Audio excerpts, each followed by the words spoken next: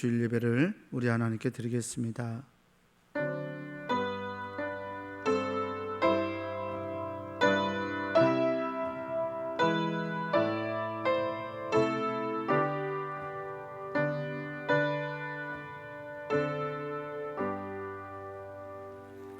하나님이여 나를 지켜주소서. 내가 주께 피하나이다. 내가 여호와께 아뢰되 주는 나의 주님이시오니 주밖에는 나의 복이 없다 하였나이다. 사랑과 은혜의 하나님 감사합니다. 오늘도 하나님을 예배할 수 있음에 감사합니다. 비록 우리가 한자리에 모여 예배하지 못하지만 우리가 처한 각자의 자리에서 마음과 정성과 뜻을 다해 하나님께 예배하게 하시고 우리의 마음과 우리의 영혼으로 드리는 이 귀한 예배가 하나님께 영광이 되게 하여 주시옵소서. 예배의 시종을 주님께 의탁하오며 우리 구주 예수 그리스도 이름으로 감사하며 기원하옵나이다. 아멘. 사도신경으로 우리의 신앙을 고백하겠습니다. 전능하사 천지를 만드신 하나님 아버지를 내가 믿사오며 그 외아들 우리 주 예수 그리스도를 믿사오니 이는 성령으로 잉태하사 동정녀 마리아에게 나시고 본디오 빌라도에게 고난을 받으사 십자가에 못 박혀 죽으시고 장사한 지 사흘 만에 죽은 자 가운데서 다시 살아나시며 하늘에 오르사 전능하신 하나님 우편에 앉아 계시다가 저리로서 산자와 죽은 자를 심판하러 오시리라. 성령을 믿사오며 거룩한 공예와 성도가 서로 교통하는 것과 죄를 사하여 주시는 것과 몸이 다시 사는 것과 영원히 사는 것을 믿사옵나이다. 아멘. 함께 자리에서 일어나셔서 찬송가 208장 찬송 부르겠습니다.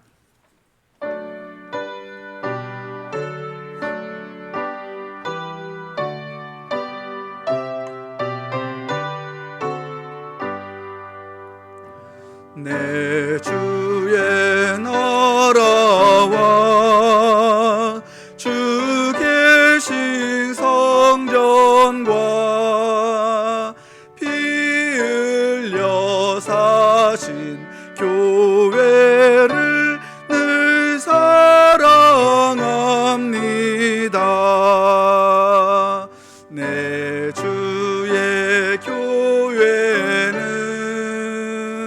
천성과 같아서 눈동자같이 아끼사 늘 보호하시네. 이 교회 위하여 눈물과 기도로 내 생명 다하기까지 늘 봉사합니다. 성도의 교제와 교회의 위로와 그 주와 맺은 언약을 늘 기뻐합니다. 하늘의 영광과 베푸시는 예가 진리와 함께 영원히 시온에 넘치네.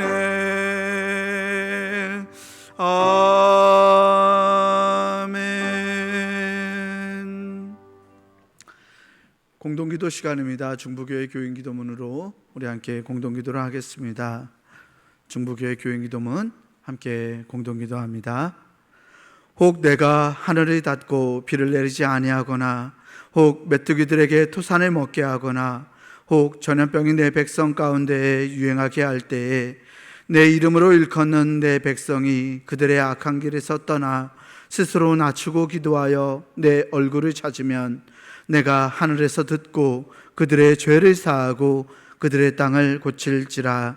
생사와 복을 주관하시는 하나님, 이 땅이 코로나19 바이러스로 인해 고통과 아픔 속에서 신음하고 있습니다.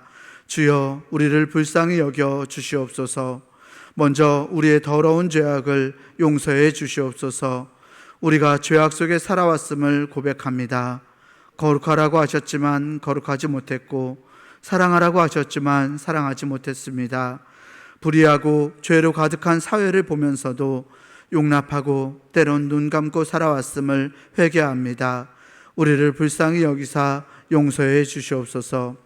코로나19 바이러스로 인해 병든 이들을 치유해 주시고, 고통과 두려움과 우울함 속에 있는 주의 자녀들에게 용기를 허락해 주시옵소서.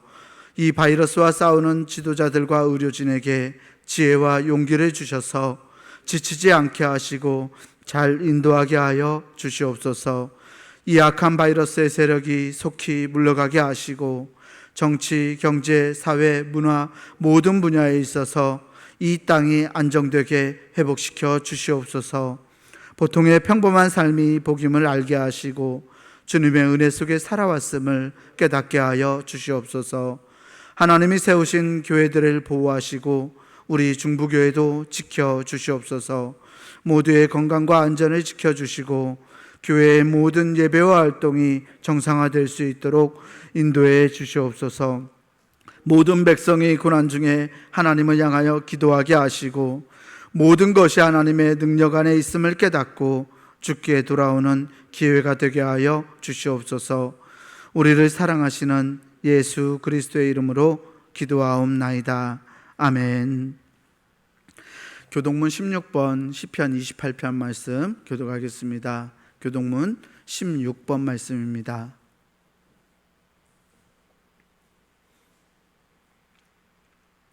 교동문 16번 함께 교독합니다. 여호와여, 내가 주께 부르짖어오니 나의 반석이여, 내게 귀를 막지 마소서.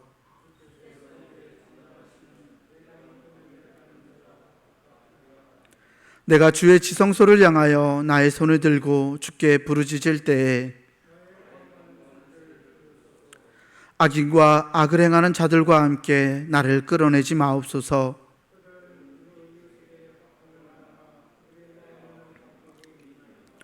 그들은 여호와께서 행하신 일과 손으로 지으신 것을 생각하지 아니하므로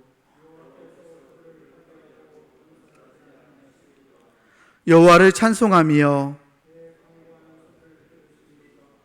여호와는 나의 힘과 나의 방패이시니 여호와는 그들의 힘이시요 그의 기름 부음 받은 자의 구원의 요새이시로다. 아멘. 성령 찬송, 찬송가 5장 부르시겠습니다.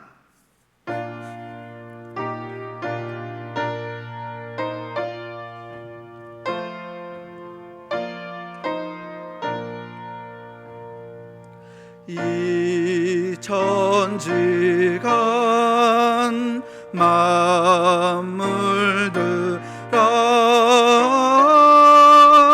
복 주시는 주 여호와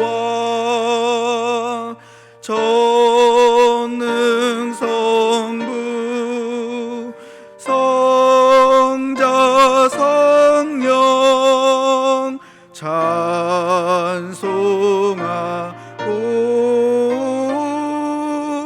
찬송하세. 아멘.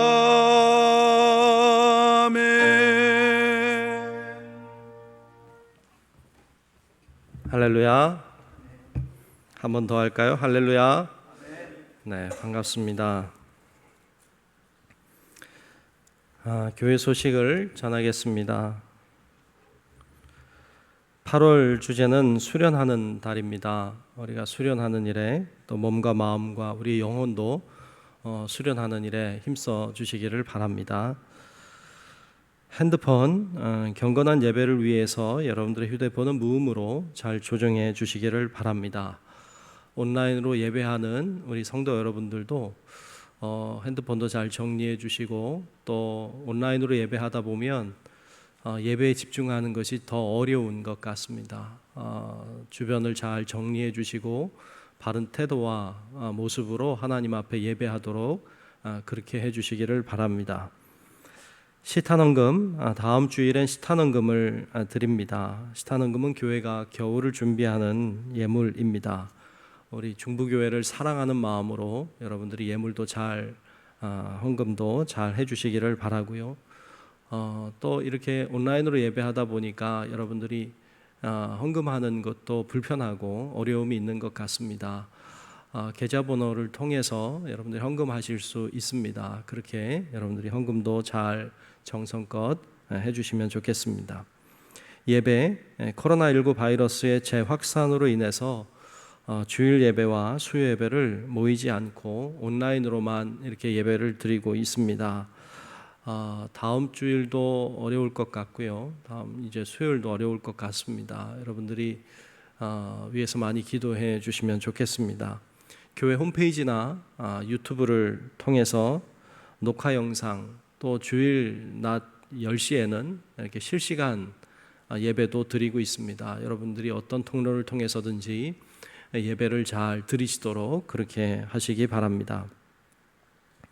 소망장학회, 이번 소망장학회에서 장학생들을 추천받아 그들에게 이제 장학금을 전달하게 되었습니다. 대학생 6명에게 100만 원씩, 고등학생 3명에게 50만 원, 그리고 격려 장학생 고등학생들 3명에게 각각 10만 원씩을 이렇게 저희들이 소망장학회에서 전달하게 되었습니다. 명단을 좀 부르면 우리 대학생들은 정다운, 김강식, 김한솔, 이주은, 최수빈, 김승원, 고등학생은 최예준, 이현진, 김민중, 그리고 격려 장학생은 김준형, 신유진, 최은빈 이렇게 선정해서 장학금을 전달하게 됐습니다. 장학헌금으로 섬겨주신 모든 분들께 진심으로 감사를 드립니다. 소망장학회에서 더 많은 학생들을 잘 돕고 또 장학금을 수여할 수 있도록 여러분께서 많이 도와주시기 바랍니다. 교회학교 예배 영상을 통해서 예배와 공과가 진행되고 있습니다. 학부모님들이 잘 도와주셔서 어린 학생들이 신앙을 잘 유지하고 지켜가도록 도와주시기를 바랍니다. 기도, 중부교회 교인 기도문으로 매일 오후 9시에 기도하고 있는 것 잊지 말고 기도해 주시고 또 연속 기도에도 모두 열심히 동참해 주시기 바랍니다. 가정예배서 9월 가정예배서가 나와 있습니다. 가정에서 잘 활용하시도록 하시면 좋겠고 주중에 오셔서 가정예배서 가져가셔도 좋을 것 같습니다. 그 외에도 영상 장비를 교체하고 또 보충하고 있는 지금 그렇게 하고 있습니다. 여러분께서 기도 많이 해주셔서 모든 장비들이 잘 갖춰질 수 있도록 여러분 협력해 주시기를 바라고 기도해 주시기를 바랍니다. 이 시간 김상봉 장로님 나오셔서 대표로 기도하시겠습니다.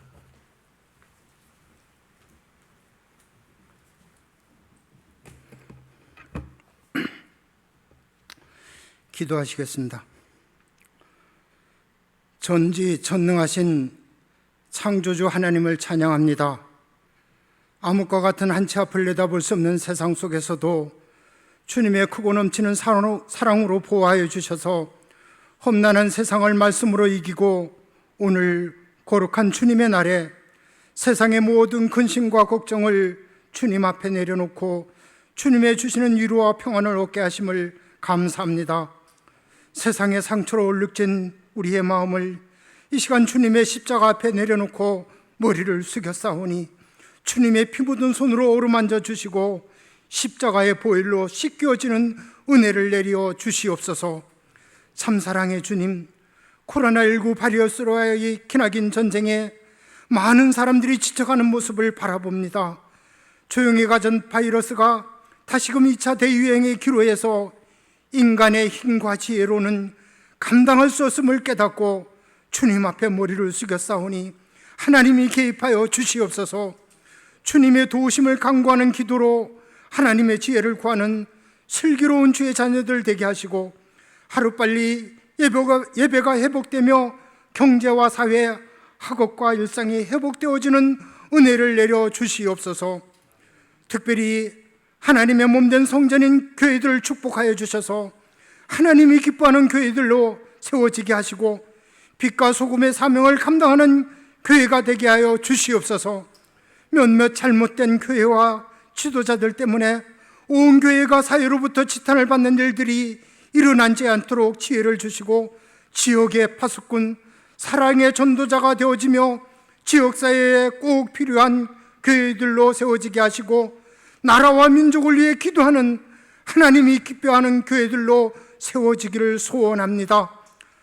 축복의 하나님, 특별히 우리 중보교회를 반세기 전에 이곳에 세워주시고 인도하여 주신 하나님 감사합니다. 2020년은 주 안에서 하나 되어 교제하는 교회, 우리는 하나입니다는 목표를 가지고 하나님이 기뻐하는 교회가 되기 위하여 시작하였는데 반년을 코로나19로 인해 아무것도 하지 못하고 지나왔습니다. 하루빨리 이전으로 돌아가 하나님의 교회를 위하여 온 성도님들이 기쁨으로 봉사하며 선교회자의 역할을 다하는 주님의 충성된 교회가 되게 하여 주시옵소서. 또한 우리 중보교회를 통하여 선교사님들을 파송하게 하심도 감사합니다. 지금 이 시간에도 코로나19의 어려움 속에서 선교의 사명을 감당하시는 선교지와 선교사님 가정들을 기억하여 주시고 부르짖는 기도수를 응답하사 승리하는 선교지가 되게 하여 주시옵소서. 국내의 지교회들과 도우는 교회들도 같은 은혜로 채워주시고 이 시간도 우리와 함께 기도하며 예배로 나갈 때 하나님께서 영광 받아주시고 교회를 통하여 주님의 나라가 이 땅에 회복되어지는 역사가 더하게 하여 주시옵소서. 사랑의 하나님, 이 시간도 길재준 담임 목사님을 주님의 몸된 제단에 세워주심을 감사합니다. 주님의 오른팔로 붙잡아 엘리사의 능력을 갑절로 더하여 주시고 영육간에 강건하게 하여 주셔서 말씀을 준비하고 선포할 때 듣는 자마다 성령이 충만하게 축복하여 주시옵소서. 성도들을 위하여 기도할 때마다 기도의 능력을 더하여서 병든 자가 나음을 얻고 절망하던 자가 소망을 얻으며 축복의 통로가 되어지는 기도가 되게 하여 주시옵소서. 이 시간도 말씀을 듣는 우리들 마음 문을 활짝 열고 선포되어지는 말씀을 아멘으로 받아서 힘들고 어려운 세상에 나아가 많은 사람들에게 희망을 전하며 은혜를 나누어서 위기를 극복하는 성도님들이 되게 하여 주시옵소서. 우리의 믿음이 어려움을 통하여 더욱 굳건하게 다져지게 하시고 우리의 믿음이 시험에 들지 않도록 기도하는 성도님들 되게 하여 주시옵소서. 우리를 도우신 하나님, 이 시간 비록 영상으로 예배에 참여하지만 우리의 마음을 다하고 정성을 다하는 예배가 되게 하여 주시고 하루빨리 하여 함께 모여 마음 놓고 한 목소리로 하나님을 찬양하며 영광을 올려드리는 예배가 회복될 수 있기를 간절히 바라며 이 시간 드려지는 예배가 오직 하나님께만 영광이요 우리에게 성령의 은혜로 채워지는 시간 되기를 소망하며 십자가의 죽음과 부활을 통하여 소망이 되어주신 예수 그리스도의 거룩하신 이름 받들어 간절히 기도하옵나이다.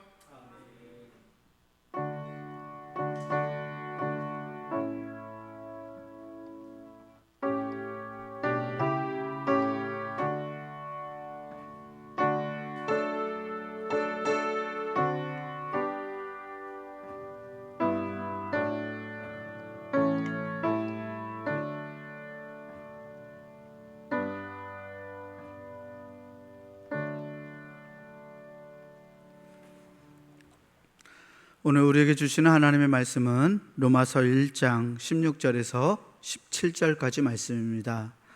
로마서 1장 16절, 17절 말씀입니다. 제가 가진 성경으로 신약성서 239페이지에 있습니다.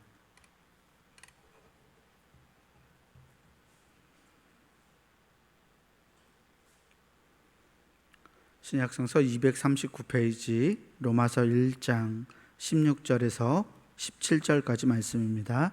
말씀 제가 대표로 봉독하겠습니다.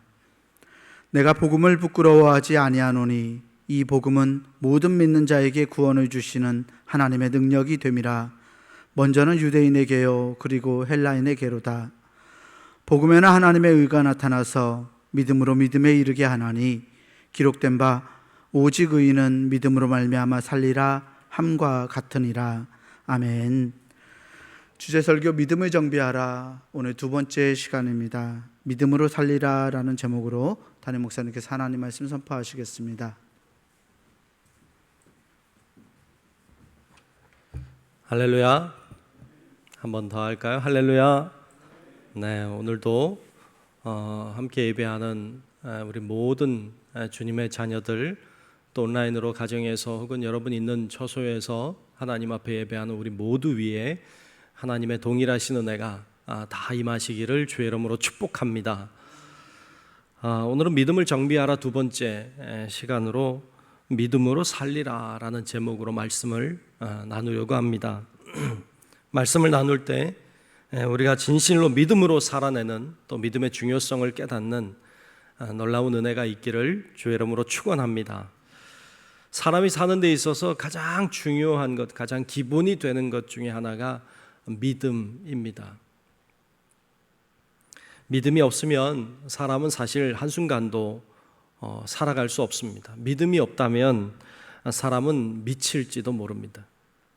밤에 집에 누워서 편안하게 잠을 잘 수 있는 것은 내가 자는 동안에 지붕이 내려앉지 않으리라고 하는 믿음이 있어서고, 자는 동안에 아무 일도 집안에 일어나지 않을 거라고 하는 믿음이 있기 때문에 발 뻗고 편히 잘 수 있는 것이죠. 만일 내가 자는 동안에 지붕이 무너져 내릴 거라고 하는 의심이 든다거나 강도가 들 거라는 의심이 들면 편히 잠을 잘 수 없을 것입니다. 아무 일도 없을 거라고 하는 믿음이 있으니까 잠을 잘 수 있는 것이죠.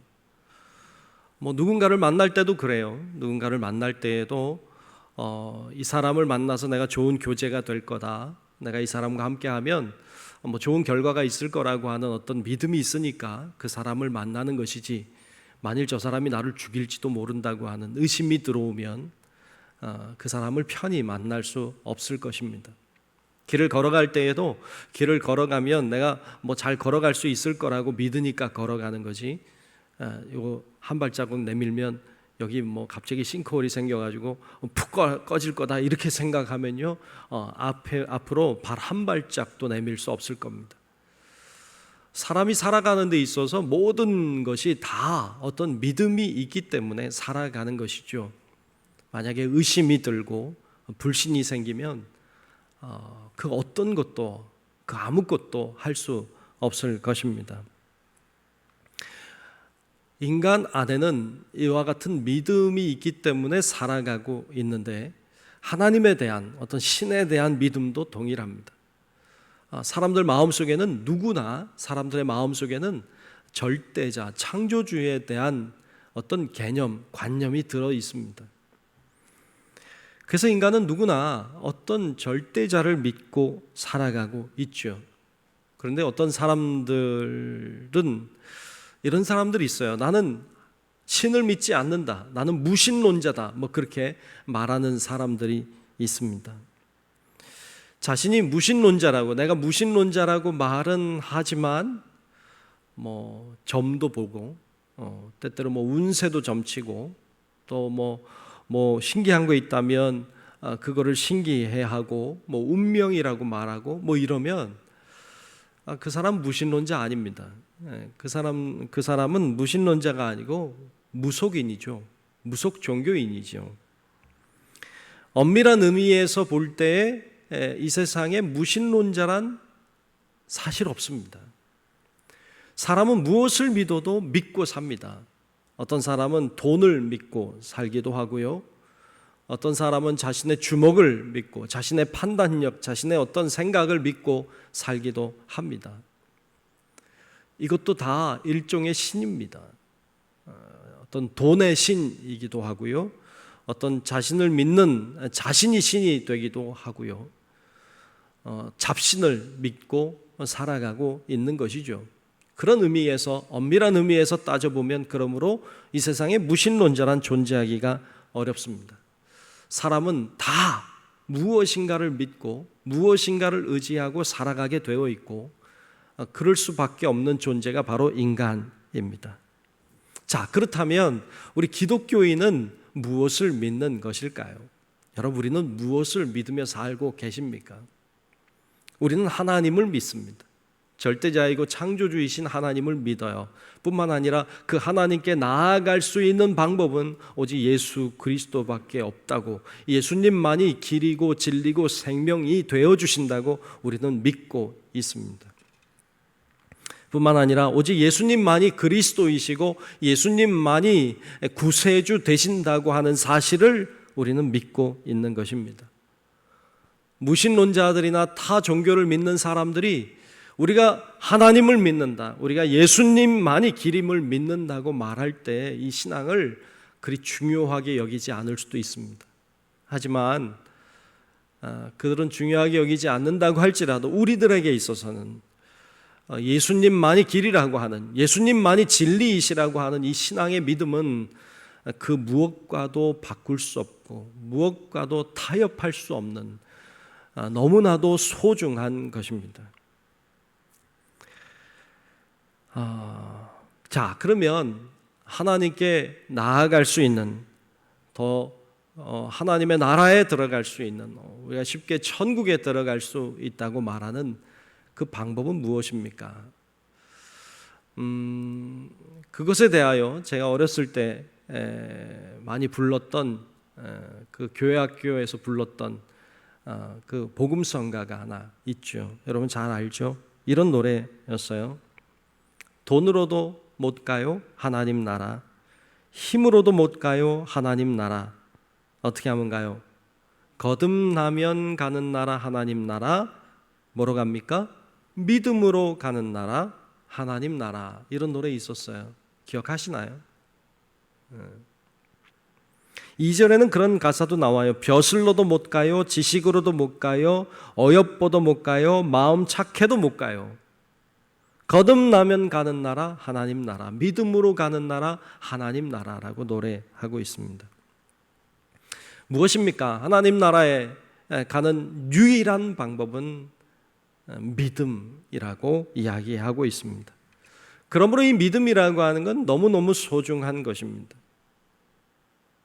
그 무엇과도 바꿀 수 없는 값진 것입니다.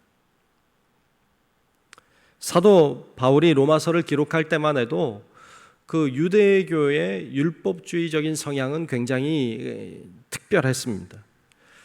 유대교에서는 율법을 지켜야만, 율법의 조항들을 모두 지켜야만 구원에 이를 수 있다고 생각했습니다.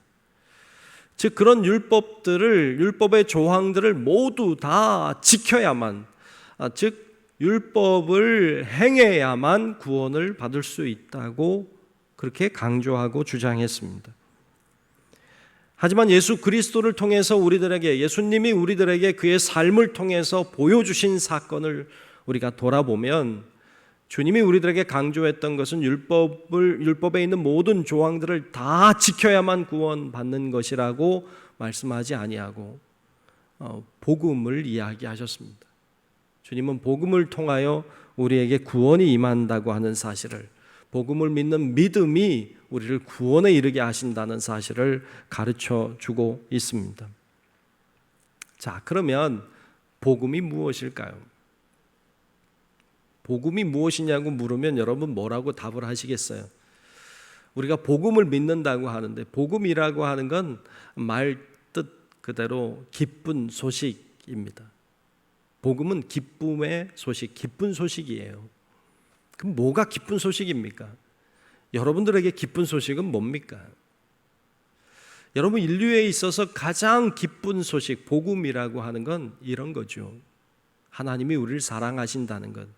그러므로 독생자 예수마저도 우리에게 보내주셨다는 것. 그분이 우리를 위해 물과 피를 다 쏟으시고 우리를 대속하시고 우리를 위해서 부활하심으로, 그러므로 영원히 망할 수밖에 없었던 우리를 살려주신 것, 영원히 지옥 백성이 될 수밖에 없었던 우리들을 천국 백성 되게 해주신 것. 여러분 이것이 복음입니다. 이것보다 기쁜 소식은 어디에도 없습니다. 영원히 죽을 수밖에 없었던 우리들을 영원히 사는 존재로 지옥 백성을 천국 백성 삼으셨다고 하는 이 소식보다 더 기쁜 소식은 세상 어디에도 없습니다. 이것을 복음이라고 말합니다. 그래서 오늘 본문 16절에는 이렇게 기록하고 있습니다. 오늘 본문 16절을 보면 내가 복음을 부끄러워하지 아니하노니, 이 복음은 모든 믿는 자에게 구원을 주시는 하나님의 능력이 됨이라. 먼저는 유대인에게요, 그리고 헬라인에게로다. 아멘. 아멘. 복음을 부끄러워하지 않는다고 말하면서 이 복음은 모든 믿는 자들에게 구원을 주시는 하나님의 능력이 된다 그랬습니다.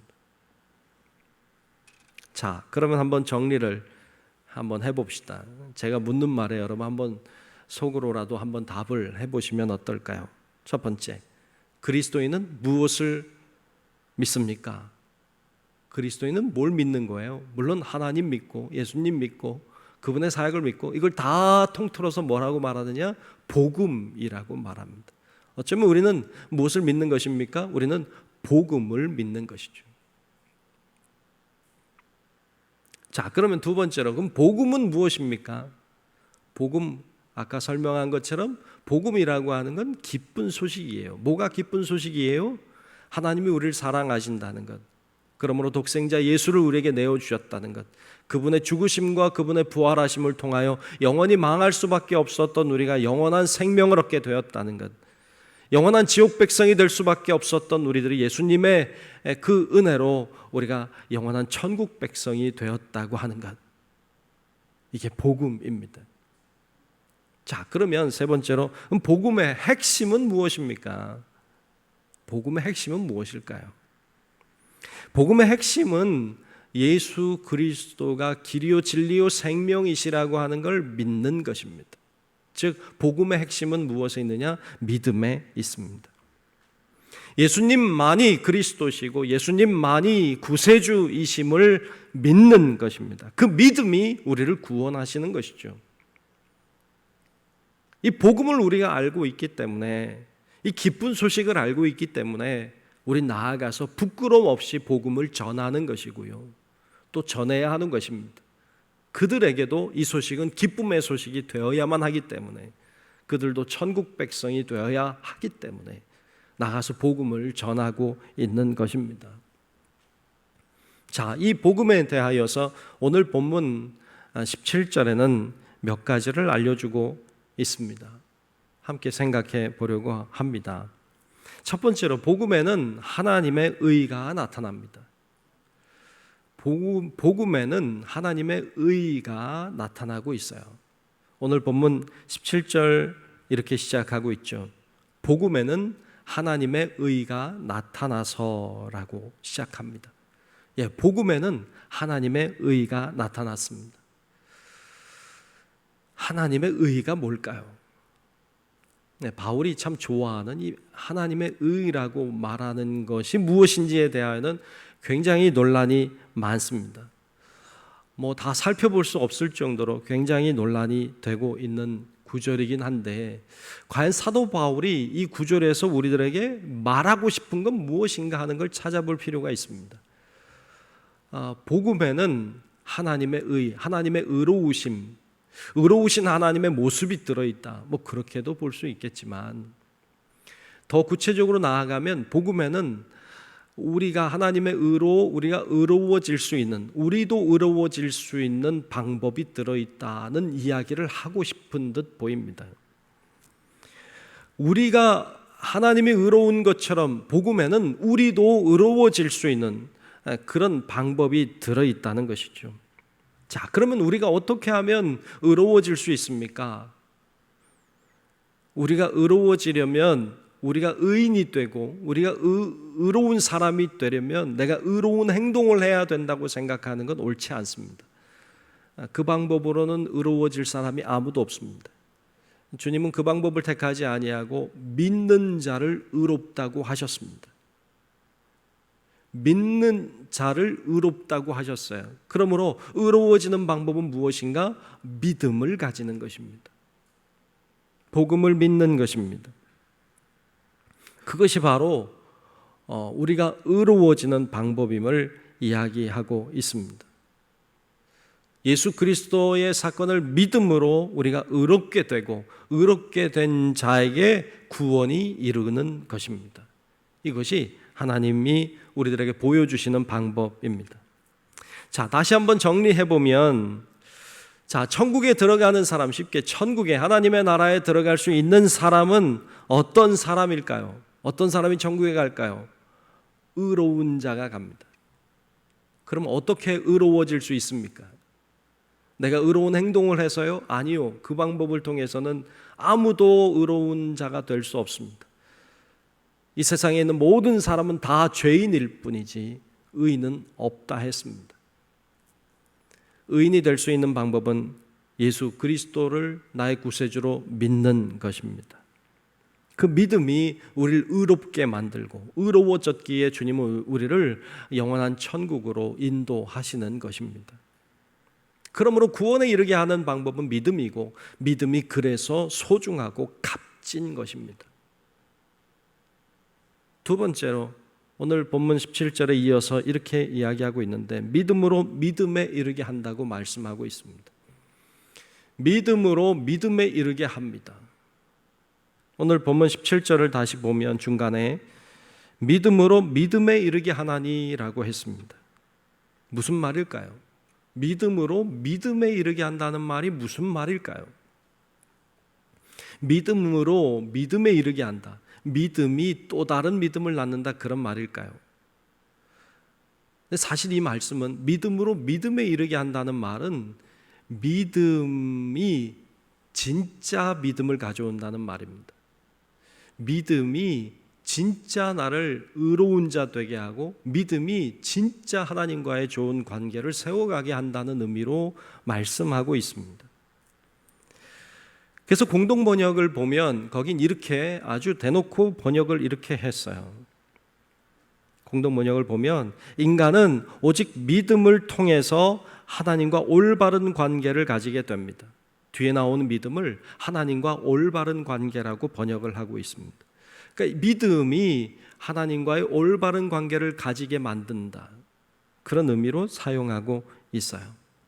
그런 의미에서 보면 믿음이라고 하는 건 믿음이 하나님과 더 깊은 관계로, 하나님과 더 친밀한 관계로 나아가게 하는 통로임을 이야기하고 있습니다. 그런 의미에서도 믿음은 대단히 소중합니다. 마지막 세 번째로 말씀하시기를 의인은 믿음으로 말미암아 살리라 라고, 산다고 말씀하고 있죠. 의인은 믿음으로 말미암아 삽니다. 의인은 믿음으로 말미암아 삽니다. 오늘 본문 17절 중반 이후에 보면 기록된 바 오직 의인은 믿음으로 말미암아 살리라 함과 같으니라. 아멘. 아멘. 오직 의인은 믿음으로 말미암아 살리라고 고백하고 있습니다. 이 구절은 아마도 사도 바울이 하박국서 2장 4절에 나와 있는 말씀을 인용한 것으로 보입니다. 하박국서 2장 4절에 이렇게 말씀했죠. 보라, 그의 마음은 교만하며 그 속에서 정직하지 못하나 의인은 그의 믿음으로 말미암아 살리라 라고 선포하고 있습니다. 그 하박국서의 말씀을 가져와서 그가 이곳에 이렇게 기록하고 있는 것으로 보입니다. 사도 바울은 이 구절을 대단히 중요하게 여긴 것으로 보입니다. 사도 바울은 본래 바리새인이었어요. 바리새인 중에서도 바리새인, 아주 정통 바리새인이었죠. 그에게 있어서 중요한 건 율법의 조항이었어요. 율법의 조항들이 어떤 것들이 있고 그것은 어떤 의미와 어떤 뜻을 가지고 있고 어떻게 하면 율법 조항대로 살아갈 것인가가 그의 온통 관심이었어요. 그의 관점에서 볼 때 그리스도인들은 엉터리였어요. 율법의 조항을 지키려고 하지 않는 그리스도인들, 믿으면 된다고 말하는 그들의 모습은 사도 바울의 입장에서, 정통 바리새인 입장에서 볼 때 엉터리였고 이단자였고 이들은 있어서는 안 되는 존재였어요. 그러니까 사도 바울이 예수님 만나기 전에 예수 믿는 자들을 잡으러 다녔던 거예요. 그는 그것이 최선이고 그래야만 된다고 생각했어요. 왜? 다 틀렸으니까, 다 엉터리니까. 율법을 파괴하려고 하는 불순한 세력으로 보였던 거죠. 근데 그랬던 그가 예수를 만나지 않습니까? 그랬던 그가 예수를 만나고 나서 다 무너졌어요. 율법의 조항들을 지켜서 의로워진다는 생각을 내려놨어요. 포기했어요. 그것으로 되지 않는다는 걸 인정하게 된 것이죠. 그리고 예수 그리스도를 믿으면 그 믿음을 보시고 주님이 우리를 의롭게 해 주신다고 하는 그 은혜와 그 감격에 살았어요. 그게 사도 바울이었습니다. 바울이 이 진리를 놀랍게 깨달았던 것처럼 또 이 바울처럼 그렇게 깨달았던 사람이 있습니다. 그는 종교개혁을 일으켰던 마틴 루터입니다. 이 마틴 루터는 그 가톨릭 신부였죠. 당시 신부들의 로망 중에 하나는 로마 성지 순례를 하는 거였습니다. 그래서 이 루터도 그랬겠죠. 이 로마를 성지 순례하는 게 로망 중에 하나였으니까 그도 하고 싶었을 거예요. 그리고 그에게 기회가 찾아왔습니다. 그래서 로마를 향해 갑니다. 오늘날처럼 뭐 이렇게 쉽게 갈 수 있는 상황은 아니었겠죠.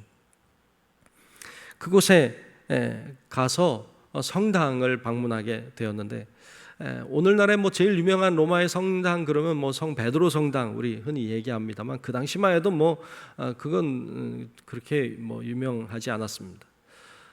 그가 정말 가고 싶었던 성당은 라테라노라고 하는 성당이었습니다. 이 라테라노 성당은 로마에서 제일 오래된 성당이었습니다. 거의 초대교회 격이었어요. 이 오래된 성당, 이 라테라노라고 하는 이 성당 안에는 28개의 계단이 놓여 있습니다. 유명한 계단입니다. 그 계단을 스칼라 상타라고 부르는데요. 거룩한 계단이다. 뭐 그런 뜻입니다. 이 28개의 계단으로 되어 있는 이 계단을 보고 그 계단을 올라가는 것이 또 중요했습니다. 전승에 의하면 이 계단은요, 예루살렘에 있던 계단입니다. 근데 그 계단은 당시 예루살렘의 총독이었던 우리 본디오 빌라도가 예수님을 재판할 때 있었던 계단으로 알려져 있습니다. 예수님이 그 계단을 걸어 올라가셨다는 것이죠. 그리고 그 중간쯤에 무릎을 꿇으셨는데 그 무릎 꿇은 곳에 십자가를 그려 놓았습니다. 그런데 이 콘스탄티누스 황제가 기독교를 공인하고 나서 그의 어머니였던 성녀 헬레나가 이 계단을 통째로 떼다가 로마에 갖다 놓은 거예요. 이 성당 안에다 갖다 놓은 것이죠. 그래서 많은 순례객들이 이제 그 계단을 오르면 속죄 받는다. 한 계단을 오를 때 9년씩의 속죄를 받는다. 뭐 그런 속설이 있어서 거기를 그렇게 기어 올라갑니다. 특별히 예수님이 무릎 꿇으셨다는 십자가가 그려져 있는 그 계단을 오를 때는 2배의 속죄를 얻는다. 뭐 이런 좀 그런 게 있어요. 그래서 이 사람들이 무릎으로 기어 오릅니다. 여러분 지금 가도 오늘날에도 거기는 수많은 순례객들이 무릎으로 기어 올라가고 있습니다. 마틴 루터도 그곳을 찾아갔고 사실은 그 성당에서 미사에 참여하고 싶었어요. 그런데 참여할 수가 없었어요. 너무 사람이 많았어요. 그래서 그 밖에서 그가 무릎으로 그 계단을 기어 오릅니다. 그 계단을 기어 오르면 속죄 받는다고 하는 말이 있으니까 그걸 믿고 믿음으로 기어 올라갔어요. 올라가면서 그런 생각했어요. 수많은 믿음의 선조들이 여기를 기어 올라갔겠구나. 그러면서 과연 그들의 죄가 속함을 받았을까? 뭐 이런 생각을 하며 올라갑니다. 다 올라갔어요. 다 올라갔는데 그에게 드는 느낌은 내가 과연 속죄를 받았는가? 내가 이 계단을 무릎으로 기어 올라왔기 때문에 내가 속죄함을 받았는가 하는 거에 의심이 들기 시작했습니다. 그런 느낌이 없었어요. 그리고 그가 로마를 성지 순례하면서 느꼈던 경험들은, 그가 보고 경험한 것들은 당시 교회의 부패함, 부정함에 대한 모습들이었습니다. 그가 그런 모습을 바라보고 그런 성지 순례를 하고 나서 그는 굉장히 슬펐어요. 그리고 고민하기 시작합니다. 과연 무엇을 해야 인간은 속죄함을 받는가? 무릎으로 기어오르면 진짜 속죄함을 받는 건가? 그런 의문들을 가지기 시작했고요. 그러다가 그가 깨닫게 된 것이 본문이었습니다. 오늘 본문 17절에 나오는 의인은 믿음으로 말미암아 살리라. 아, 의인은 무릎으로 기어오른다고 사는 게 아니구나. 무슨 율법의 조항들을 지킨다고 혹은 선하게 산다고 그런다고 의인이 구원받는 것이 아니구나. 의인은 믿음으로 사는 것이구나 하는 사실을 정말 깨닫게 됩니다. 그래서 그 후에 1545년에 라틴어로 출간된 루터 전집 제1권 서문에 그는 이런 글을 기록하고 있습니다. 그의 기록을 제가 읽겠습니다. 나는 생각을 가다듬고 복음에는 하나님의 의가 나타나서 믿음으로 믿음에 이르게 하나니 기록된 바 오직 의인은 믿음으로 말미암아 살리라 함과 같으니라. 이 말씀에 집중하였다. 그 순간 천국으로 들어가는 듯한 새로운 느낌을 받았으며 성경 전체가 새롭게 보이기 시작했다. 나는 성경을 처음부터 끝까지 읽어나갔다. 전에는 하나님의 의란 말을 굉장한 혐오를 가지고 배척했으나 이제는 나를 위하여 존재하는 그야말로 가장 중요한 말씀인 것을 발견했다. 바울이 말한 로마서 말씀은 나를 천국으로 이끌었다라고 고백하고 있습니다. 그 루터는 오직 믿음으로만 인간이 바르게 하나님의 뜻을 따라 살아갈 수 있다는 사실을 선포하기 시작했습니다. 믿음이 중요하다는 것을 강조하기 시작했습니다. 결국 그것이 그를 종교개혁을 일으키고 성공적으로 그것을 진행해 나갈 수 있는 원동력이 되었습니다. 중요한 것은 무엇입니까? 중요한 것은 예수 그리스도를 믿는 믿음이 중요했습니다. 그 외엔 그 어떤 것도, 그 아무것도 중요하지 않았습니다. 오늘날에도 이 믿음만큼 소중한 건 없습니다. 하지만 오늘날에 우리들의 상황과 우리들의 시대 속에서 바라볼 때 오늘날 얼마나 많은 믿음을 무너뜨리기 위한 노력들이, 믿음을 파괴하기 위한 수많은 시도들이 일어나고 있는지 모릅니다. 마치 믿음을 붙잡고 있는 사람들을 막 털어내는 듯한, 그러므로 우수수수 떨어져 나가고 있는 수많은 믿음의 사람들을 보고 있는 상황이 되고 말았습니다. 너무너무 안타깝고 너무너무 마음이 아픕니다. 신앙의 선조들은 믿음을 지키기 위해 순교를 각오했습니다. 하나님에 의해 잉태된 자라고 하는 별명을 가지고 있었던 초대교회 교부였던 이그나티우스는 그런 말을 남깁니다. 내가 오직 예수 그리스도를 얻게 된다면 화형이나 십자가나 사나운 짐승의 공격도 참고 견딜 것입니다 라고 말했고, 그는 결국 믿음을 지키다가 사자의 밥이 되었습니다. 바실은 이렇게 말합니다. 나는 내 입술로 그리스도를 부인할 수 없소 라고 말하고 몸이 찢기는 순교를 당했습니다.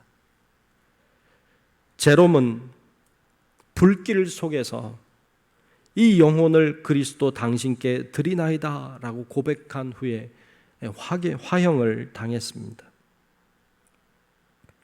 셀비리 포리오라고 하는 사람은 나는 죽어도 좋습니다. 하지만 나의 구주를 배신할 수는 없습니다 라고 말한 후에 투기장에서 찢겨 순교했습니다. 존 램버트라고 하는 사람은요, 그리스도 외에는 아무도 없습니다. 아무도 없습니다 라는 고백과 함께 화형으로 순교했습니다. 이런 선조들의 이야기는 하루 종일 이야기해도 끝이 없습니다. 왜 그들은 순교했습니까? 왜 그들은 생명을, 하나밖에 없는 생명을 그렇게 내놓았습니까? 단 하나의 이유 때문입니다. 그것은 믿음 때문이었습니다. 믿음이 자신의 생명보다 중요했습니다. 자신의 생명은 언젠가 끝날 것, 내 생명은 내가 끝까지 붙잡을 수 없는 것.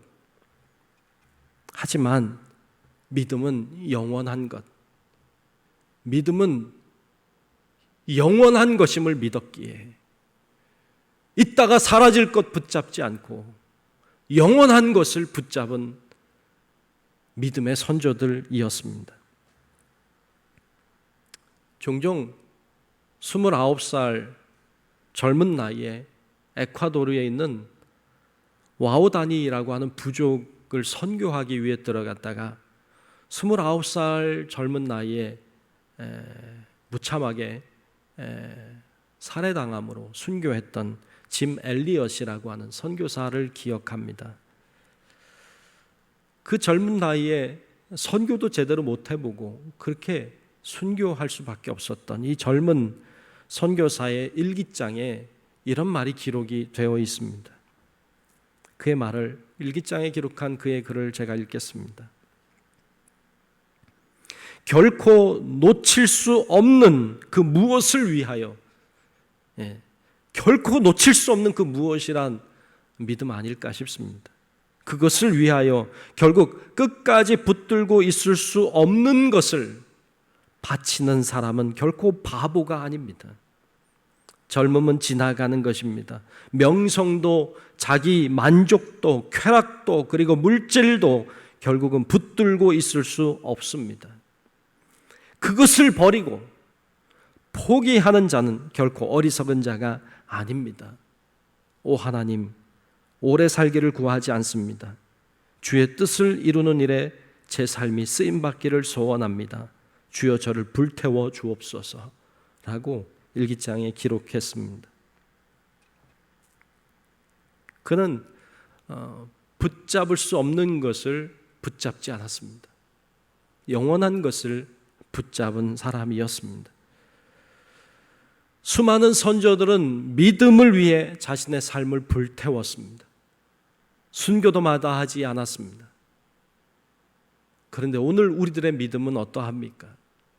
오늘 우리들의 믿음은 어쩌면 내 믿음을 이용하여서 나의 만족을 채우려고 하기도 하고, 믿음을 이용해서 내가 더 잘 되고 내가 더 평탄하고 내가 더 평안한 삶을 살기를 원하고 있을 뿐, 믿음을 위해 희생하려고는 하지 아니하고 믿음을 위해서 순교의 각오를 가지고 나아가려고 하지는 않습니다. 그래서 우리의 믿음은 나약합니다. 그래서 우리의 믿음은 힘이 없습니다. 그래서 믿음이 능력을 잃어버렸습니다. 오늘 본문에서 사도 바울은 하박국 선지자의 말을 인용하면서 중요한 이야기를 우리에게 던지고 있습니다. 의인은 믿음으로 산다. 의인은 믿음으로 산다고 이야기하고 있습니다. 그의 믿음의 선포가 오늘 우리의 선포가 되어야 하고, 정말 우리가 그 믿음으로 살고 그 믿음으로 우리가 영원한 세계를 누릴 수 있는 그런 우리 모든 성도 여러분들이 되시기를 우리 주님의 이름으로 축원합니다. 기도하겠습니다. 은혜로우신 아버지 하나님, 오늘 믿음으로 살리라, 이 말씀을 가지고 함께 말씀 나눴습니다. 하나님, 저희들의 믿음을 돌아보게 하시고 우리의 믿음이 정말 살아있는 믿음인지, 우리의 믿음이 능력의 믿음인지 돌아보게 하셔서 우리가 다른 것이 아닌 오직 믿음으로 살아가는, 그러므로 믿음으로 승리케 하시는 주님을 경험하는 우리 모든 성도들 되게 하여 주시옵소서. 예수님 이름으로 간절히 기도하옵나이다. 아멘.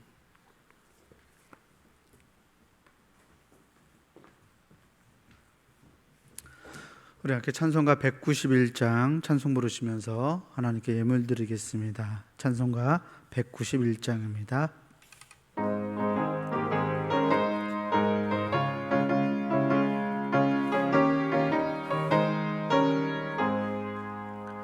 내가 매일 기쁘게 순례의 길 행함은 주의 팔이 나를 안보함이요. 내가 주의 큰 복을 받는 참된 비결은 주의 영이 함께함이라. 성령이 계시네, 할렐루야 함께하시네. 좁은 길을 걸으며 밤낮 기뻐하는 것 주의 영이 함께함이라. 전에 죄에 빠져서 평안함이 없을 때 예수 십자가의 공로 힘입어 그 발 아래 엎드려 참된 평화 얻음은 주의 영이 함께함이라. 성령이 계시네, 할렐루야 함께하시네. 좁은 길을 걸으며 밤낮 기뻐하는 것 주의 영이 함께함이라. 나와 동행하시고 모든 염려하시니 나는 숲의 새와 같이 기쁘다. 내가 기쁜 마음으로 주의 뜻을 행함은 주의 영이 함께함이라. 성령이 계시네, 할렐루야 함께하시네. 좁은 길을 걸으며 밤낮 기뻐하는 것 주의 영이 함께함이라. 세상 모든 욕망과 나의 모든 정욕은 십자가에 이미 못을 박았네. 어두운 밤이 지나고 무거운 짐 벗으니 주의 영이 함께함이라. 성령이 계시네, 할렐루야 함께하시네. 좁은 길을 걸으며 밤낮 기뻐하는 것 주의 영이 함께함이라. 아멘. 다 함께 자리에서 일어나셔서 감사하라 찬송 부르시면서 드리신 예물 봉헌하겠습니다. 감사하라 내 영혼아, 감사하라 내 영혼아. 내 속에 있는 것들아 다 감사하라.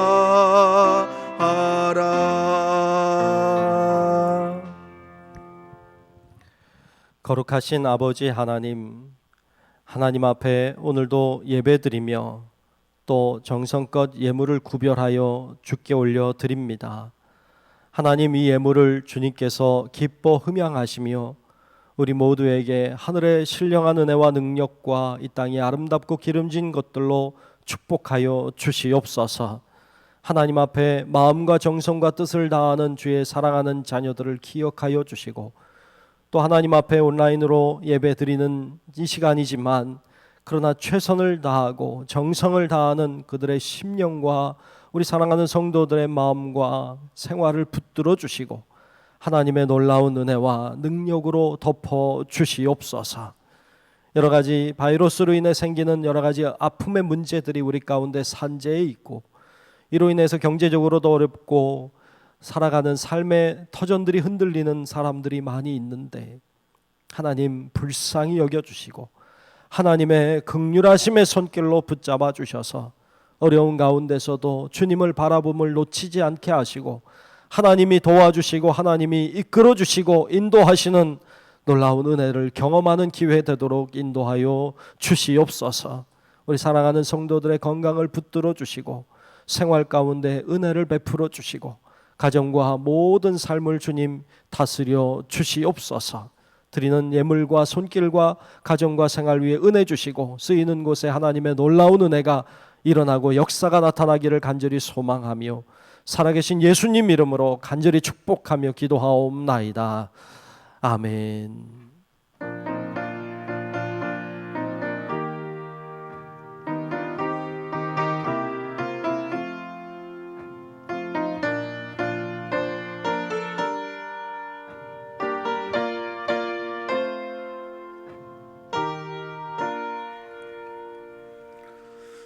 우리 함께 결단 찬송, 찬송가 630장 부르신 후에 담임 목사님의 축도로 예배를 마치겠습니다.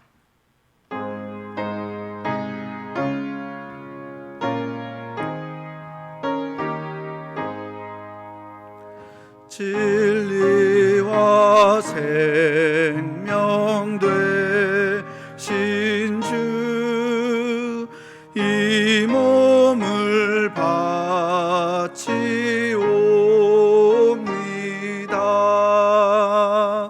믿음과 소망 사랑에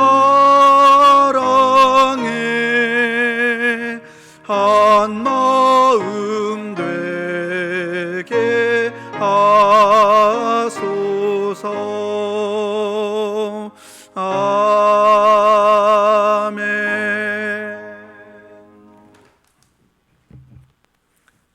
이제는 우리의 영원한 생명의 구주 되신 예수 그리스도의 크신 은혜와 하나밖에 없는 아들을 아낌없이 내어주신 그 하나님 아버지의 놀라우신 사랑하심과 성령님의 감화, 감동, 인도, 보호, 역사하시는 놀라우신 은총이 믿음으로 살리라, 믿음으로 살리라 하나님 앞에 각오와 다짐을 새롭게 하고 우리 믿음을 돌아보며 믿음으로 승리하기를 소망하는 우리 사랑하는 모든 성도들 머리 위에 우리의 가정과 직장과 사업체와 우리 교회와 이 나라 민족과 온 인류 위에 이제로부터 영원토록 함께 하시기를 간절히 축원하옵나이다. 아멘.